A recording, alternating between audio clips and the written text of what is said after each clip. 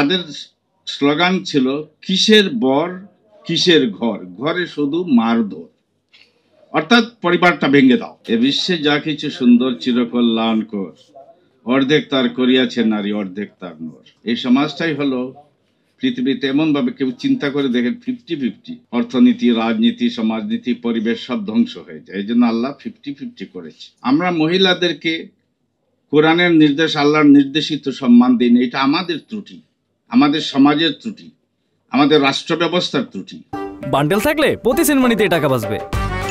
বিকাশ send money bundle কিনে জিতুন প্রতি লেনদেনে। সেটা ধর্মের ত্রুটি না, সেটা ধর্মের উপর চাপিয়ে দেওয়া হয়, বিশেষ করে ইসলাম ধর্মের উপর।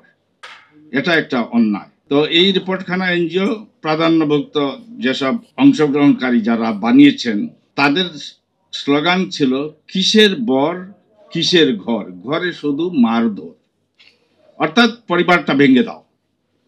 আর পরিবার যদি ভেঙে যায়, কোনো জাতির, সমাজের, রাষ্ট্রের ভিত্তি নড়বড়ে হয়ে যায়। তখন তাদের সেই আবার নিও কলোনিয়াল লুটপাট, লুণ্ঠনের দ্বার খুলে যায়। রিপোর্টখানা এনজিওদের দ্বারা তৈরি, সার্বিক বিশ্লেষণ পর্যালোচনার পর বোঝা যায় এ প্রতিবেদনটি জাতিকে এক চূড়ান্ত বিভাজনের দিকে যেন ঠেলে দেওয়ার এক উদ্যোগ। এ প্রতিবেদনটি জাতির আশা আকাঙ্ক্ষার প্রতিফলন ঘটায় না। বৃহত্তর জনগোষ্ঠী, 90% মুসলমান, এমনকি হিন্দু, বৌদ্ধ, খ্রিস্টান, মহিলা, তাদের যে অধিকার, তাদের যে সম্মান, সেগুলো সেখানে নেই।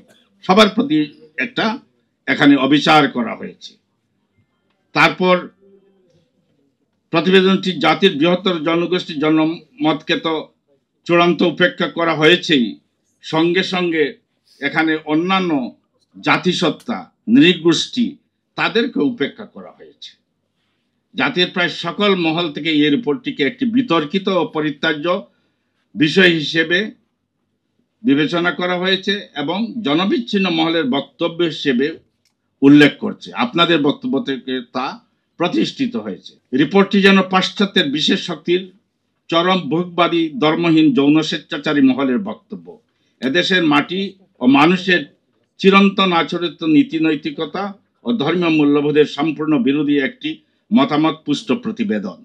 সুতরাং উদ্দেশ্য প্রণোদিত আমাদের সমাজে, দেশে নারীদের প্রতি যে অন্যায়, অবিচার ও অধিকারহীনতার পরিস্থিতিতে পরিস্থিতি দেখা যায়, তা ইসলামের বিধান না মানার জন্য হয়, তা ধর্মীয় কারণে নয়, বরং তা ধর্মহীনতার জন্য হয়ে থাকে। এই রিপোর্ট জাতিকে, সমাজকে আরো ধর্মহীনতার দিকেই ঠেলে দেওয়ার একটা প্রয়াস বলে আমরা মনে করছি। কমিশনটি মোটেই প্রতিনিধিত্বমূলক নয়।